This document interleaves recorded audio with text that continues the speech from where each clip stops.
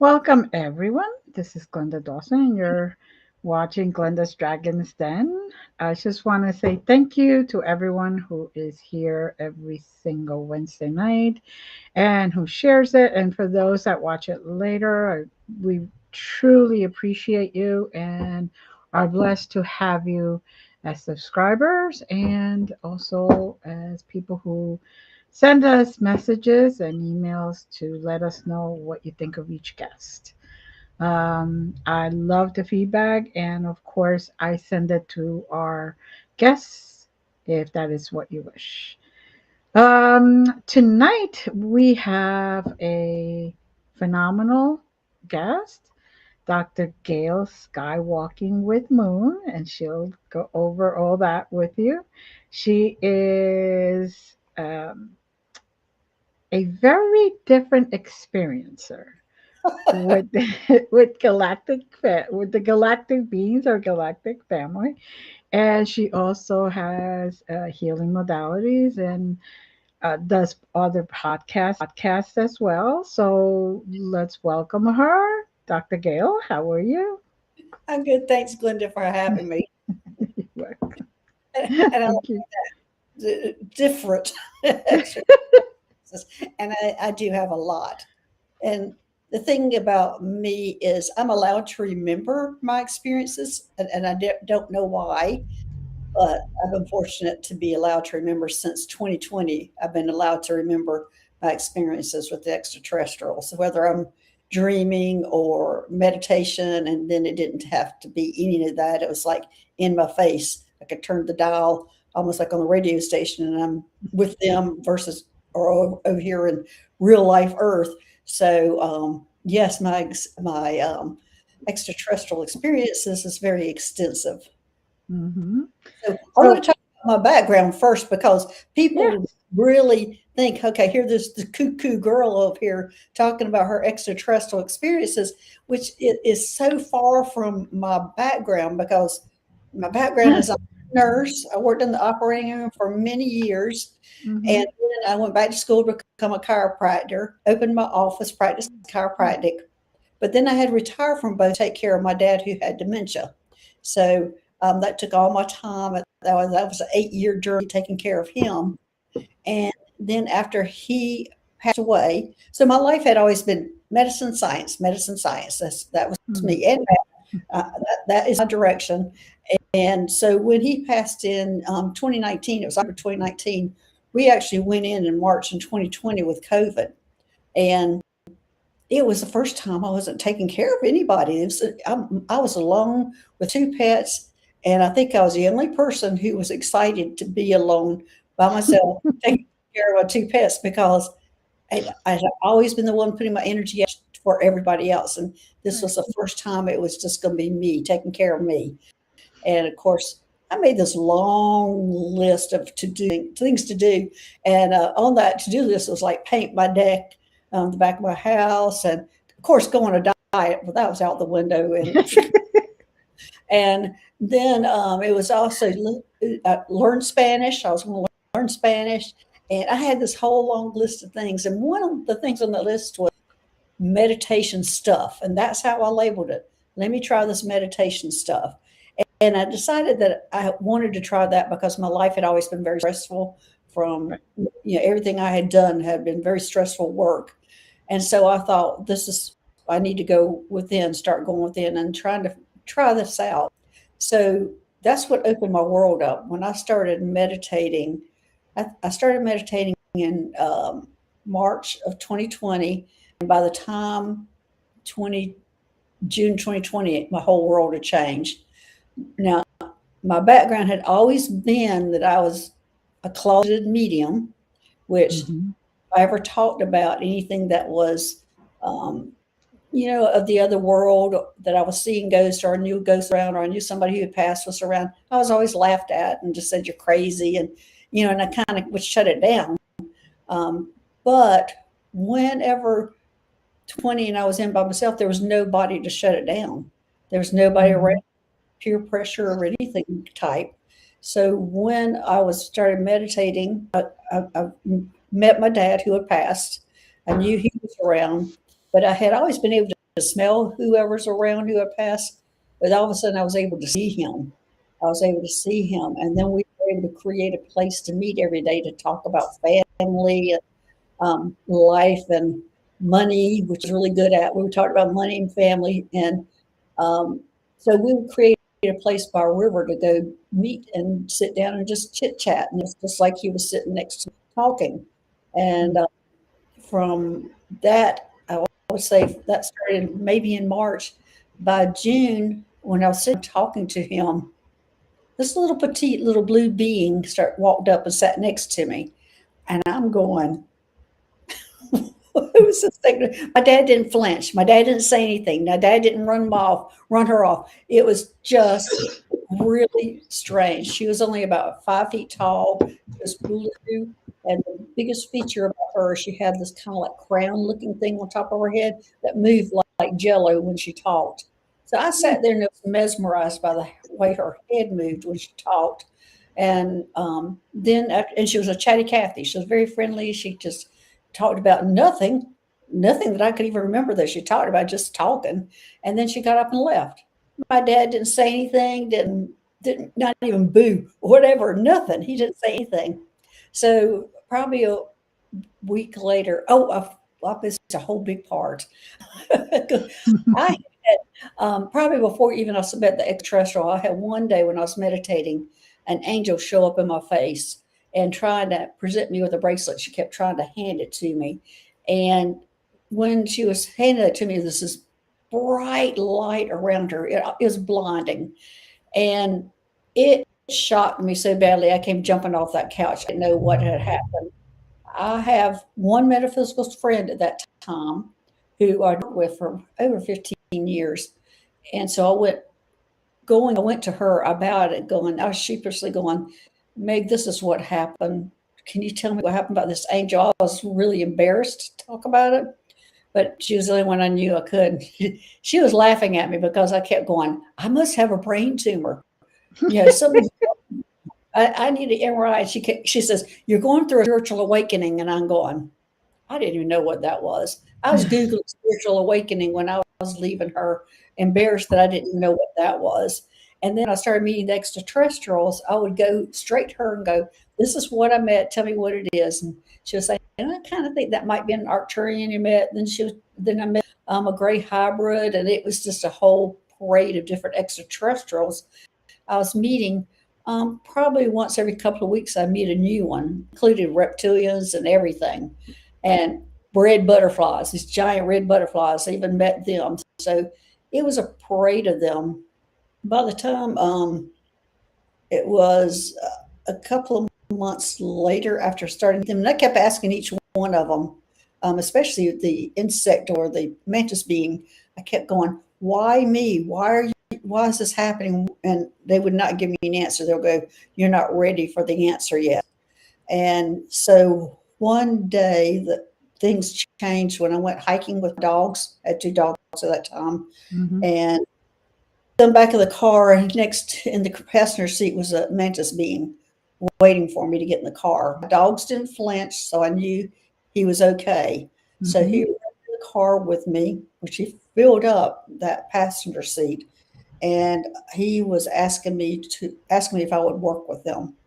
And we stopped at a farm where I always got my fresh fruits and vegetables when I was going home. Also, the baked goods were there, and the brownies, of course, were calling me because they had great brownies. And so I went in and got my stuff, and I Mantis meeting was still sitting there, and there was nobody else around. So we sat in the car, and I'm eating my brownie. We're sat in the car, and he was asking me if I would work with them again. And I was going, well, what do you want me to do? He says, you'll be the communicator. You can communicate between the extraterrestrials and the humans. And I'm going, okay, I've been trying to learn Spanish for 2 months now, and I'm not getting anywhere with it. How am I going to learn all these extraterrestrial languages? But I was going, I'm in, I'm willing. Okay, I'll do that. When I said yes, and I would do it, I was immediately thrown into this building, following this guy down a hallway. And I didn't know what had happened, but I'm following this guy on the hallway, and on the left-hand side, each room had a different extraterrestrial in it. Like one had a reptilian, a gray, and I was looking in these windows, seeing these different ones. And then I came to one of the windows, and it was another mantis being, and it's the one that I had originally met way back in the parade of mantis or the extraterrestrials I was meeting. And I was upset, and I could hear everybody talking, and I was hearing these conversations happening between everybody. And I looked at the guy that was walking in front of me, and his mouth wasn't moving, so he wasn't talking, he wasn't making the words or sounds. And the mantis being that I knew, he told me, be quiet. He says, don't let them know you can hear us. And I didn't. And I'm realizing I'm hearing, understanding the whole conversation they were all having between all of them. And this guy didn't understand any of it. And so I didn't know what was happening there either. But anyway, I looked at the guard and I said, you've got to release this guy, this mantis being. You need to release him. He's a friend of mine. You need to let him go. Hindsight, I wish I had not said that, because then that was like all the guards came running to me and, taking me off because of I was kind of throwing a fit. I was not calm about it. And they took me into an office, and I knew at that time that, the extraterrestrial, that praying mantis, said that, I was the communicator between the extraterrestrials and the humans. And I sat in that office and it finally started clicking that I understood what they were saying, and now I understood how I could be the communicator. All these humans could not understand what they're saying. And so they knew I was a communicator, the supervisors. So they had a gift that they wanted. So I said, if you wanted me to help you, you're going to have to let that guy go, let that mantis being go. So they planned it, and I've got a book all written about all my things here. So they planned it where they had me where I could sit and see. I was in the lounge where I could sit and watch them release him. But we knew that they were going to actually capture him after he left. After I saw them leave, they were going to capture him where I couldn't see him.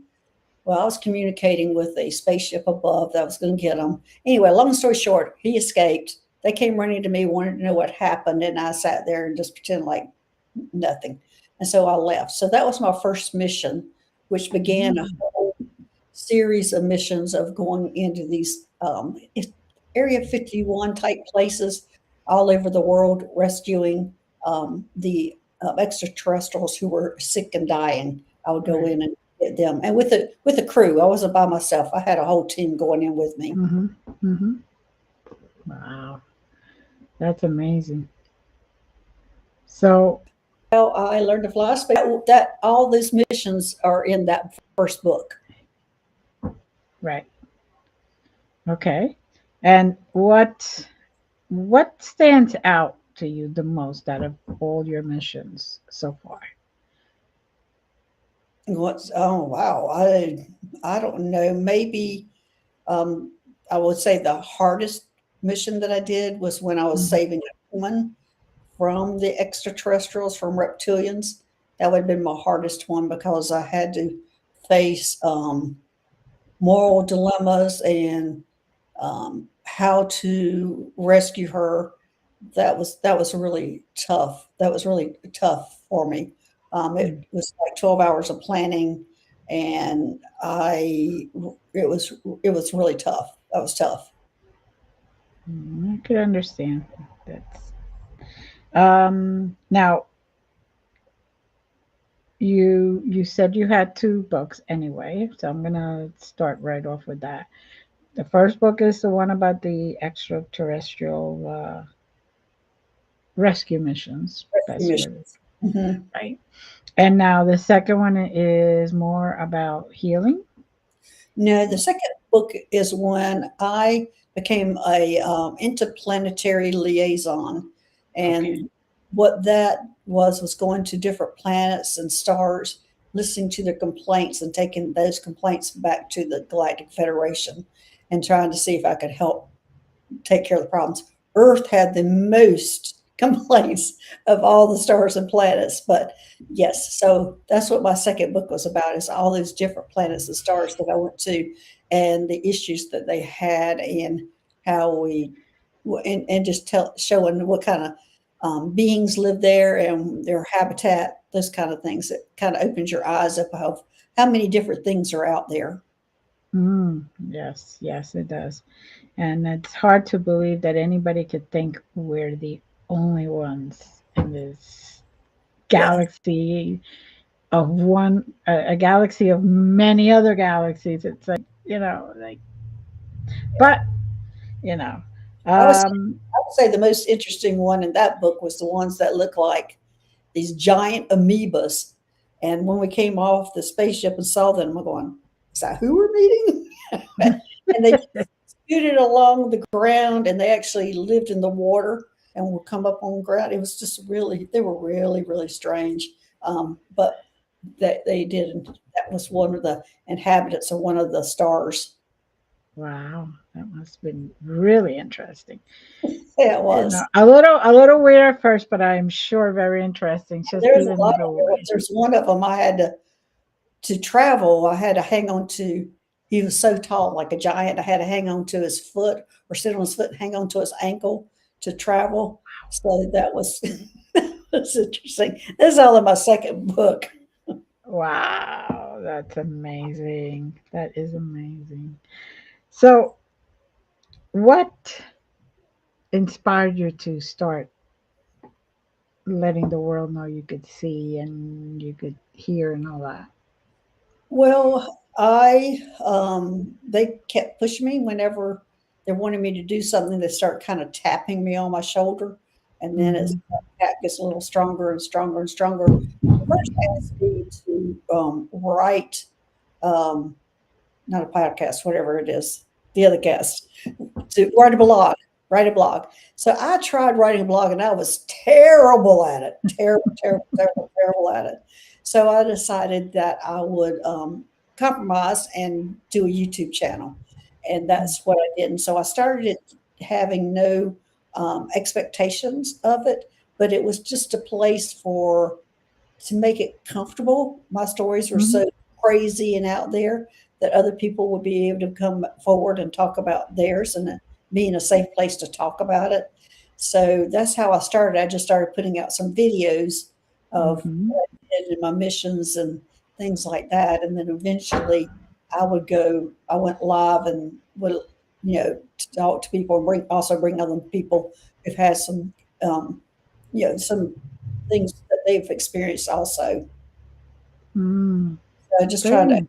making it easier. Now, I was had a struggle with it for a long time because I do healings also, and Mhm. I was doing a healing show once a month on my and then it's Dr. Gail-Skywalking with Moon is my channel for extraterrestrials.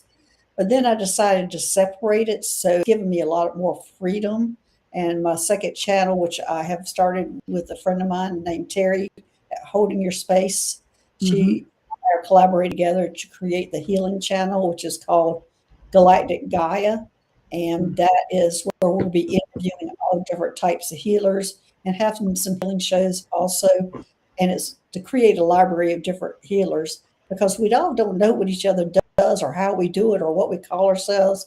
I mean, we all come out and get the end game of the results, but we go about it differently. And then some people specialize in this area and some people specialize in that area. And so we're trying to create a library where people be able to go and see a little 10-minute, 20-minute, 30-minute clip on somebody and know who they are and what they do. And so we had Mm. started that channel a month ago. Wonderful, wonderful. And it helps also because those that may be looking for somebody specifically, Right, not knowing where to even go, right, can just, say, okay, I'm looking for, I don't know, meditation, because not everybody knows how to meditate. right. I've learned that the hard way. So, I can't say I'm an expert meditator either, but I do have an easy access to connecting. I connect easily, but I can't say I'm right. the best meditator either. No, I have this. one person who every single time he comes to my meditations, within 3 minutes he's snoring. I'm like, yep. I don't know if that's a good thing or a bad thing. I leave it as well. You still get the benefits of it. You were Well, relaxed enough. well, sometimes the best connection is when you're in between that going to sleep and waking up. Yeah. So, he might be connecting more than the people who stick through the whole meditation. Yeah. Yeah. I believe so. I believe so. So now this the healing that you do. How is how does that look for you? How does that? What exactly do you do on? Well, I call myself a starseed healer, and that encompasses everything because I have different modalities because I have a nursing background. Hmm. I worked in the operating room. I've seen all the organs. I've touched, felt, hearts, brains, everything been involved in. So, and medically, we look at just the organ or the place of pain, basically, and work with that. Then I went back to chiropractic school, and that opened me up to organ. You have you have a brain, and you have a brainstem, and you have a spine, and you have all these nerves coming off of that go to all these different organs and places and bones and joints and tendons. Anyway, if any of them are affected, it affects that organ. So if any nerve is like pinched or pressed, that can affect the organ or any other Hmm. place. So it gave me a way of looking at the whole body as a whole instead of just one single organ. So then when I went to when my awakening came, I was teamed up with a girl who was with me on my missions, and she was an energy worker. So she taught me energy. I had like a 6-week crash course on energy. So I started pulling all that together where, I had the medical part where I knew what the Hmm. organs look like. And also I can see people's x-rays without seeing the x-rays. And I had my chiropractic where I see all the nerves innervating all these different areas. And then had the energy where everything could be corrected by energy. And so then when I eventually started working on a spaceship, which is called the Astro Medical One, was the first spaceship I started working on. And it was a medical spaceship.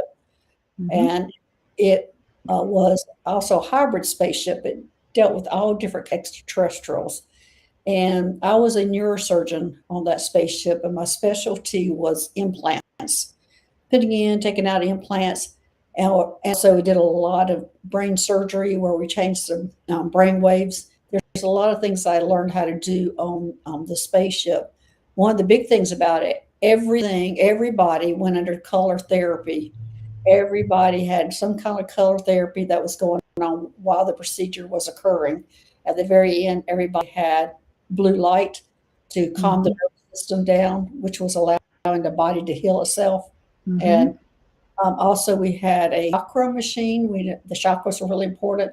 That we would clean out the chakras, and then we would rebuild them or clean them or whatever needed to be done on the chakras. They were really important. So I learned how important all these different things were to your body and your aura. So all these things between my nursing, doing my chiropractic, my energy, to learning about all the things how they do it on the spaceship, all that is I've integrated it all in together, and created my own style, which I put it in the blanket heading of a starseed healer. Beautiful. Beautiful. Now, personally, I'm going to ask you: did the starship that was so a hospital, let's just say that, Mhm. a healing facility, did it have like the windows all around so students can watch, or No, the one no? I was in only had one window in the door. Okay. And that was it, where people could go in, but most people didn't go in like that or watch, because what you're kind of describing is a spaceship where they're teaching, a teaching kind of where Mm, everybody everything, like a hospital when you're in a hospital that has it's a right.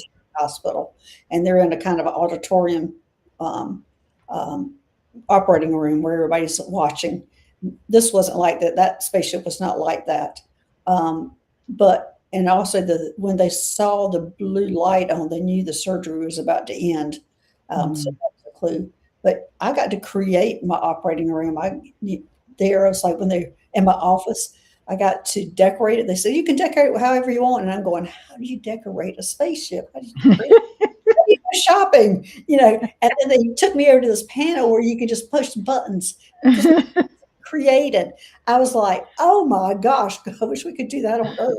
But so I was able to create, what my office looked like and what my operating room looked like. And the reason why they had that is it needed to change for each species, like Right. humans and grays and like the Pleiadians, we all kind of like the same kind of scenery.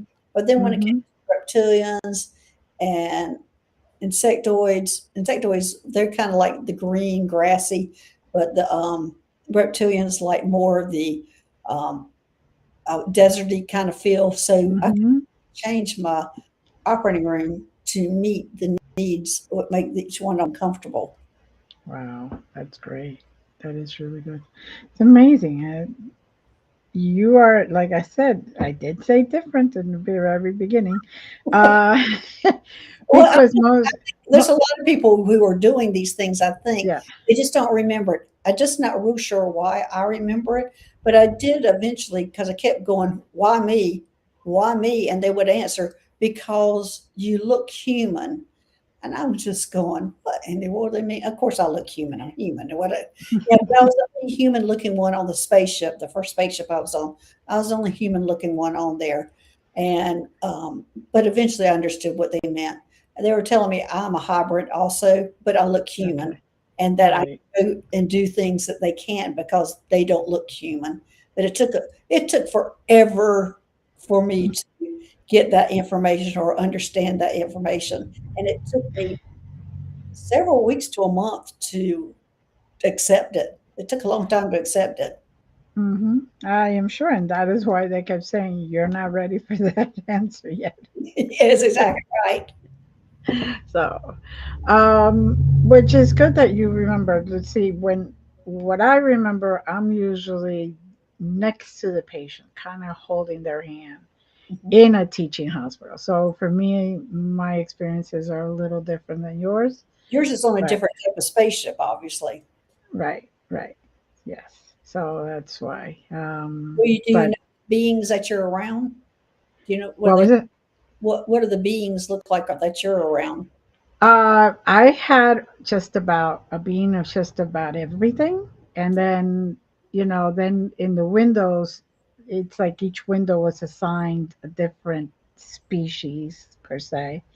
So they would, whatever lighting or condition of environment they needed, it was specifically geared towards that species.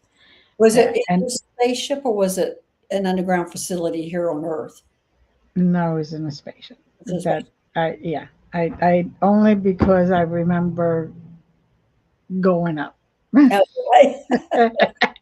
I remember that part. And also, it was a lot of the patients were human, and that's where I came in. Like I would just calm Take them down, not have them freaking out because then it was going to be worse for them. And so that's I don't have any medical background. And truthfully, the first time I in high school I walked into a hospital into the section where they had the bodies, I fainted. So right there and then I knew that was not my career choice. yeah. But I've read people like that before. Oh, uh, uh, that's interesting, but I went to another spaceship afterward that which was called the Athena, which was a much mhm, larger spaceship, and it actually went and rescued trauma victims, like big traumas, like from wars and things like that. That mhm. and it was rescuing soldiers and humans, and that was, I mean, that operating room there could handle 100 patients an hour. It was huge, huge, huge Mm. place. So yeah, I went to there, and that was pretty fascinating too about how they handled everybody. It was an eye opener when somebody who would come in that was injured, they would go into what they called, I believe it was the transition room. I think it was, no, can't remember what the name of that room was. But anyway, they came in their room, and they would have all these therapists and social workers and everything in there and talking to them. Do you want to stay in your body, or do you want to move on to a new body or a new life? And so there Mhm. were decisions there. The people who wanted to move on to a new life and new body moved over to the transition room, and a transition team would come in and help them decide on what their future would be. I didn't have much to do with that room. I had Yeah. more to do with the ones that wanted to stay in their body. And so they would be moved to another room where we had the cloning tanks, and we had these big whirlpools where they would go in, and their consciousness would go out of their body and be Mhm. above, looking down at them. And so, and they were hooked up to a lot of tubes and things. So that rooms where I would work in or go into a lot, because a lot of them were injured soldiers, and they were young soldiers that would come in. And the first time it happened to them, and they're waking up and their consciousness, and they're looking down at their body, they would be freaking out. So Mhm. one calming them down, going in and calming them down. So that was an interesting experience. Also, was working on the Athena. Yeah. Yeah. No, I could imagine. It sounds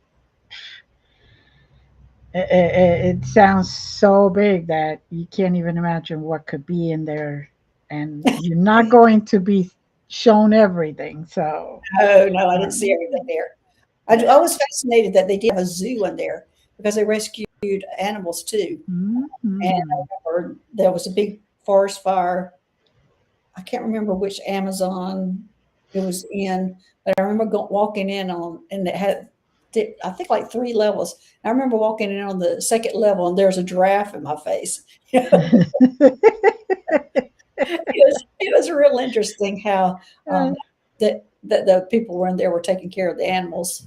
So well, it obviously is confirmation that Earth is very important, and all living things on Earth are really important.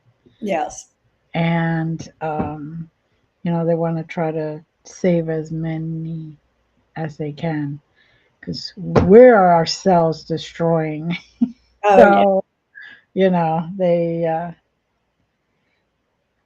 I'm just happy that somebody's overlooking all that. So yes, the place that I went to, I could never remember the name of the spaceship, and that's my own thing. I can hardly ever remember any name of anything. Like I could look at a superstar, they tell me, but great, I remember the face. After that, I can't even remember their name at all. It's I don't know why it's not that. It yes. doesn't click. No, see, I think you're more normal than me because I don't know why I'm allowed to remember.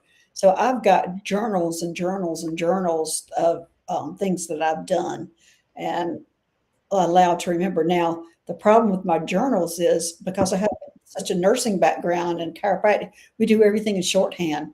So everything is like written shorthand, and I'm like, oh my gosh. And I didn't know I was going to be writing books about it. And I'm sitting there looking, going, oh my gosh, I've got to write a chapter about that. Look how much, look at what's missing.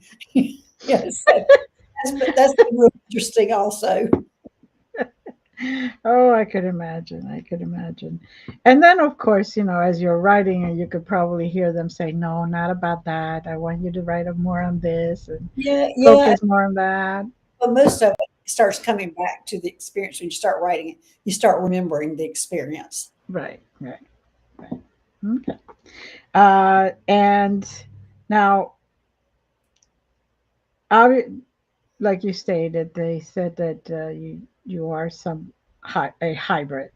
Do you know where from? Yeah, And what we call me is a human Octurian hybrid.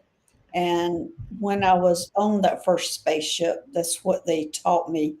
is that whatever you look like, that's the word you use first. So if I look like an Arcturian, I would be an Arcturian human hybrid. But because I look Okay. human, I'm actually just a human hybrid.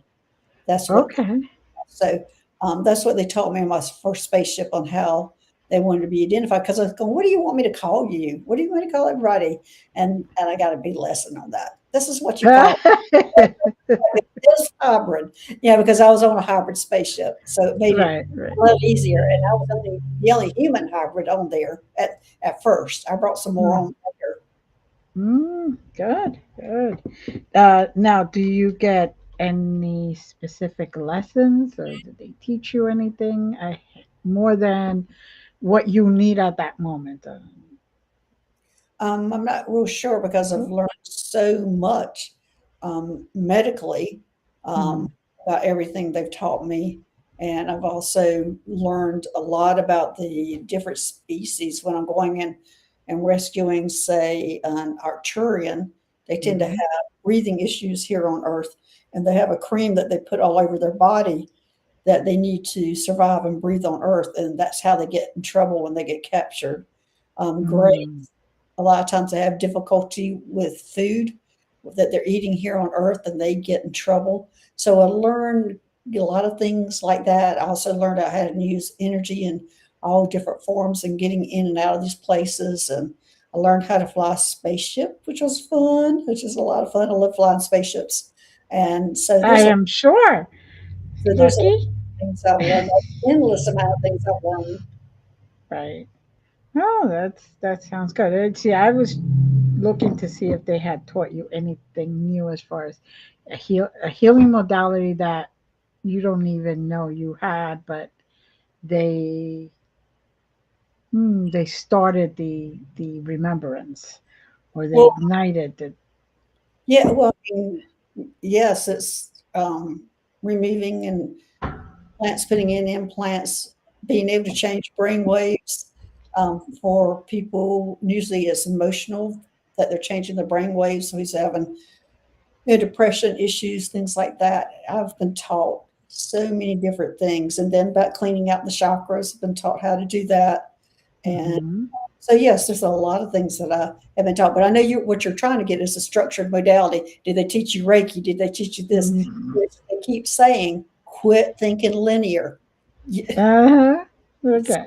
that, but that's what we want to do. We want to put everything in a box, and this is how it fits. So that's why I call myself a starseed healer because I can put anything under that heading. Yes. Yes. No, and it's what you are. Yeah, It's a proper name, proper title. You learned about Earth's medical field, the chiropractic, and now you have non-Earth right.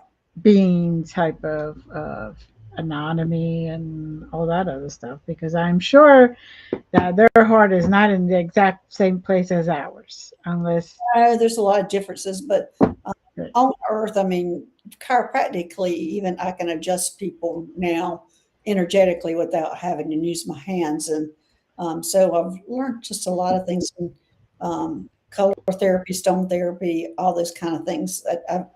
It's just all comes under Starseed Healer. Right, right. So now you've written the first book and then the second book. Do you Mhm. plan to write any more books? Do you Oh, plan? oh, yeah. I'm already writing my third book. I'm already in the 10th chapter of my third book. Yeah. Congratulations, congratulations. And for everyone, the links will be in the description, so you don't have to write them down or anything like that. You could just look them up.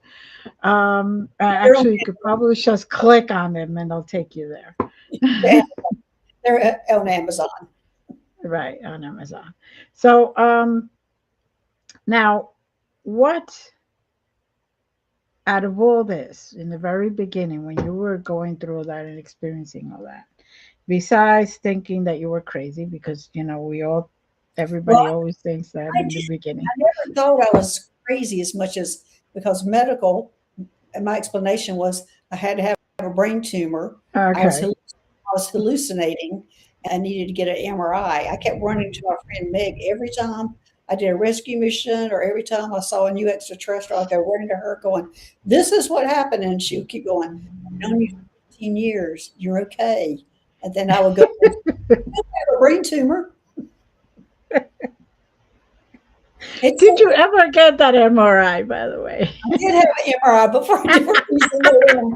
But I would say it took me all the way to probably December of 2020 to go. Finally, I went. This is what I finally said after I was going on rescue mission.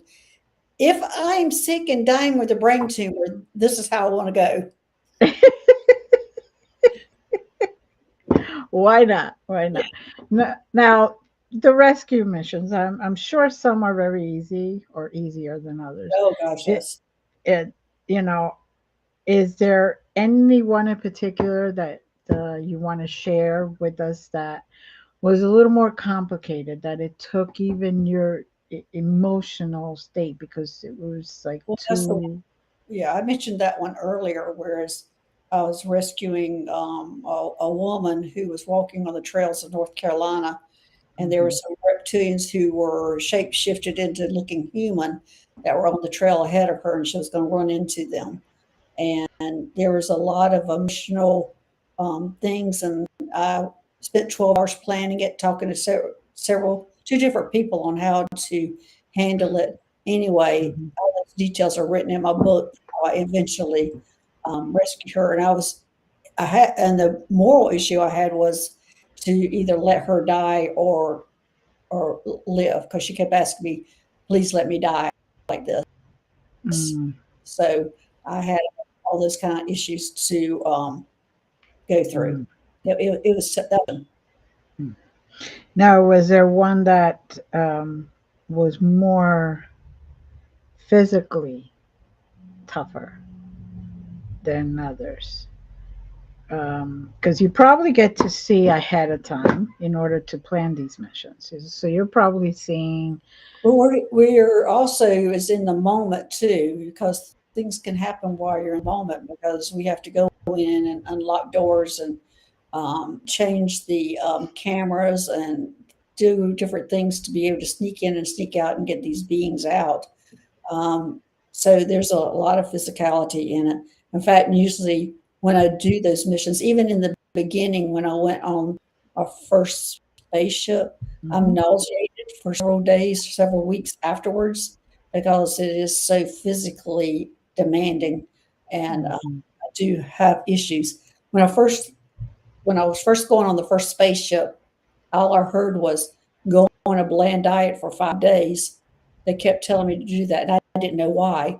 But I was on a bland diet, and then when they came and got me to take me on a spaceship, I knew why afterwards, because I would not have been able to tolerate ugh, anything I had eaten. And it took me 2 weeks, and all I could eat was bread for like 2 weeks, because it was so physically challenging for mm, me. mm, mm.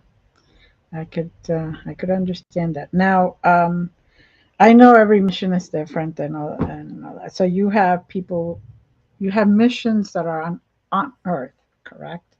Not just in other places, outer space. I have a lot of missions on Earth. Yeah, yeah. Unfortunately,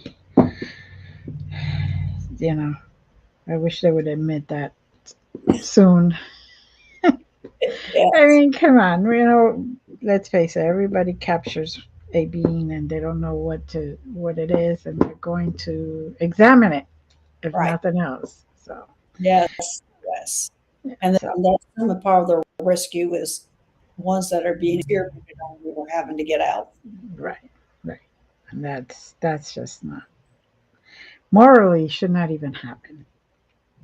No, Uh, but well, you look at it and we do the same thing with our animals and things that that's true. happen.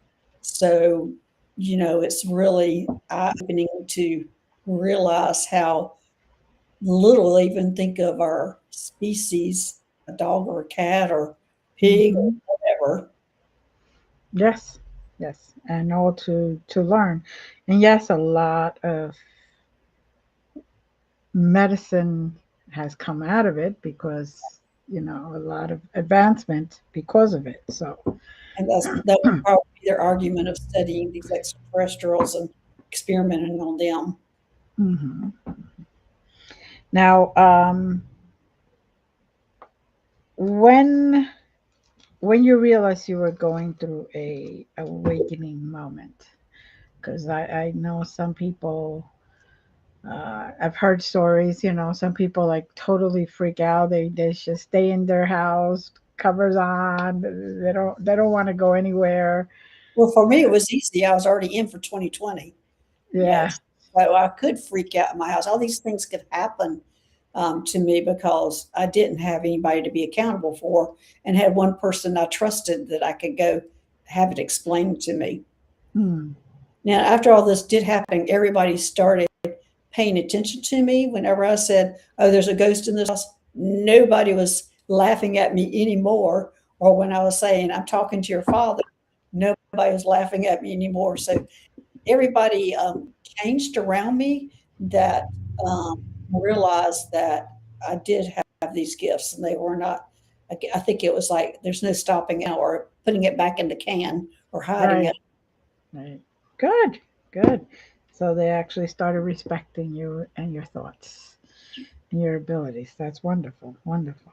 Now, did anybody at that point said asked you, "Oh, can you talk to so and so or whatever?" And before they wouldn't even, they would say, "Oh no, you're just hallucinating."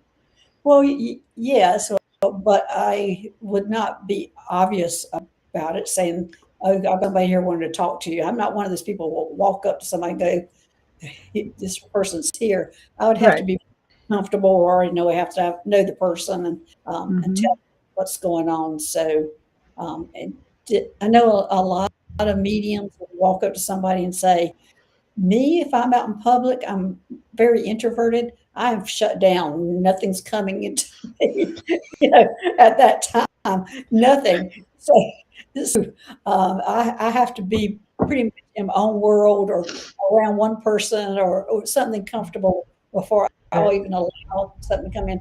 Most, fascinating is when I'm on YouTube and I'm answering people's questions and a loved one will come in and they'll come in because I'm open at that time, Right. and they'll come hard and strong and get up in front of the line and going, "Me, talk to me."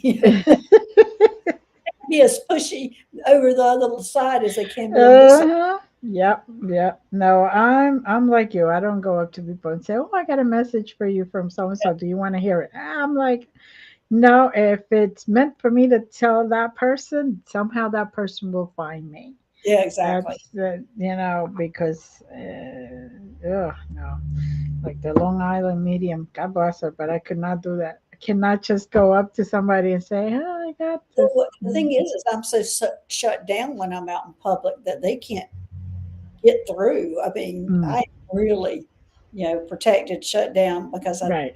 need to really treasure that energy that you have for when you do start connecting because I don't think people realize how much it does sometimes takes out of you when you do connect to that kind of energy. Those are the chocolate brownies. Yes, exactly. Chocolate brownies are your payment for doing that.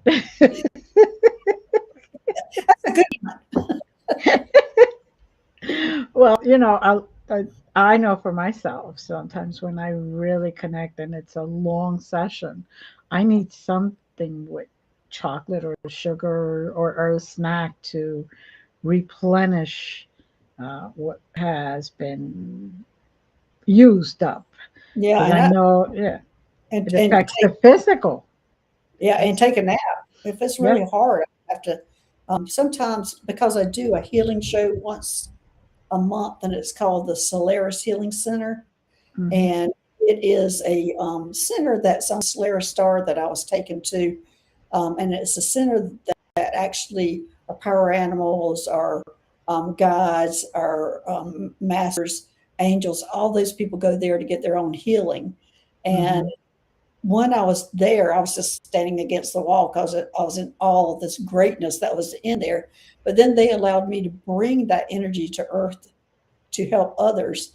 Now, whenever I started that show, I was done at the end of it. That so much energy was coming through that healing center through me to the people who were in the chat and who were needing some special help that it took me, I don't know how long before. I mean, I went straight to bed.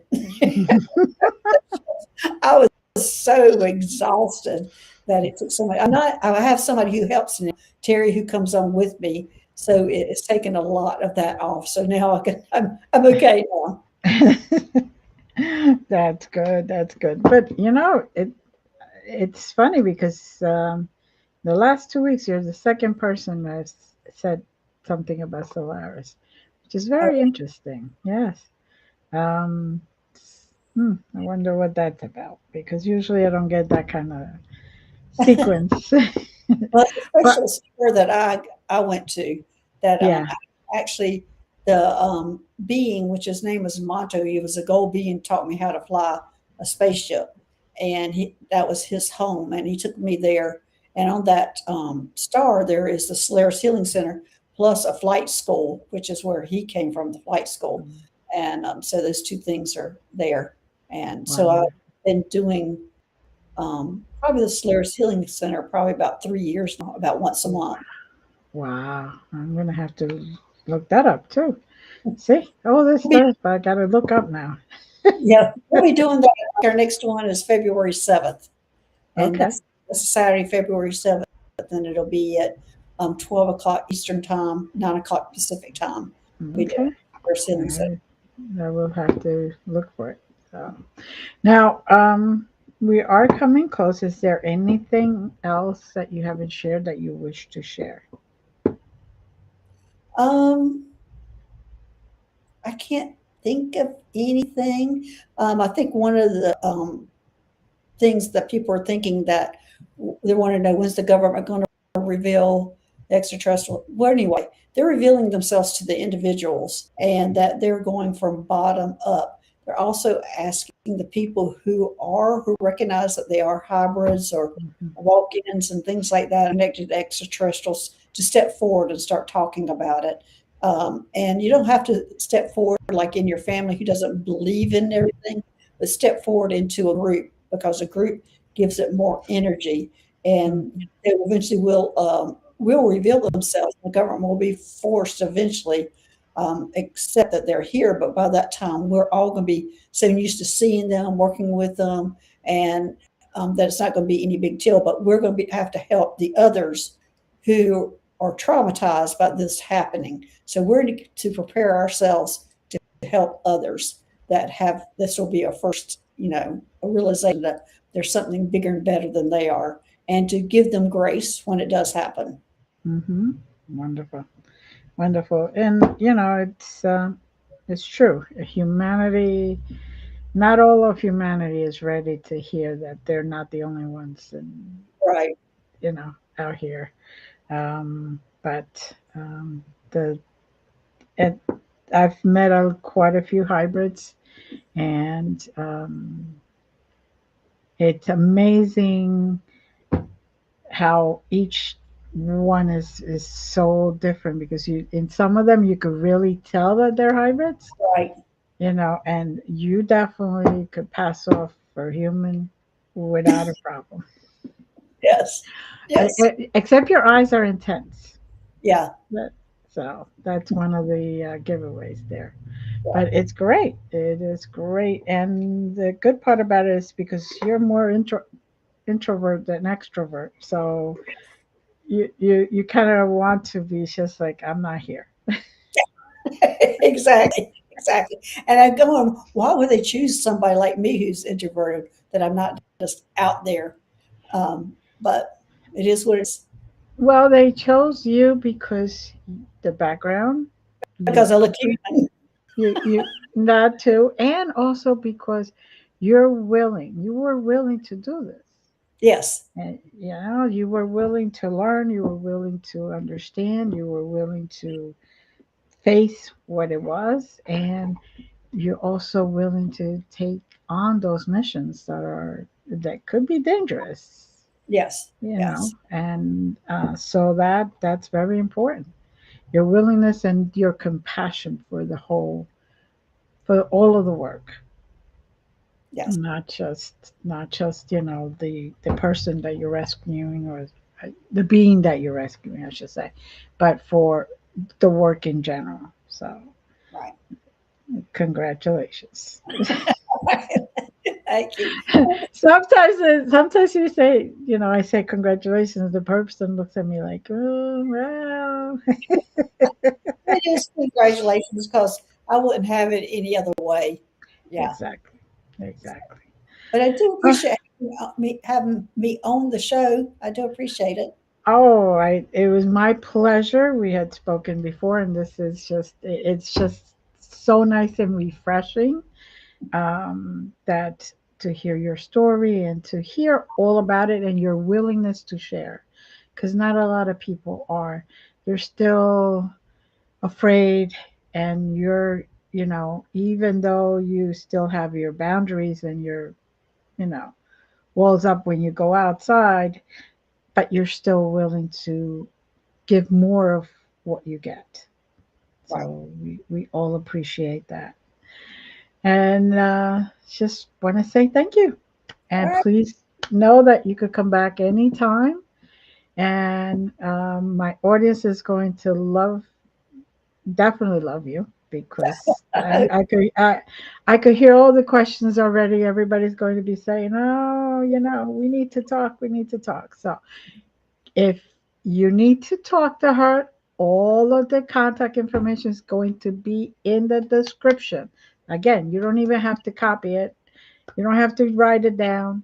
All of it is going to be there. Please do contact her because you want to know more about it. Get her books and join her in the podcasts and her healing sessions. All right. Thank you, Dr. Gail. All right. Thank you, Glenda. Love you and have a great one. And please hold on.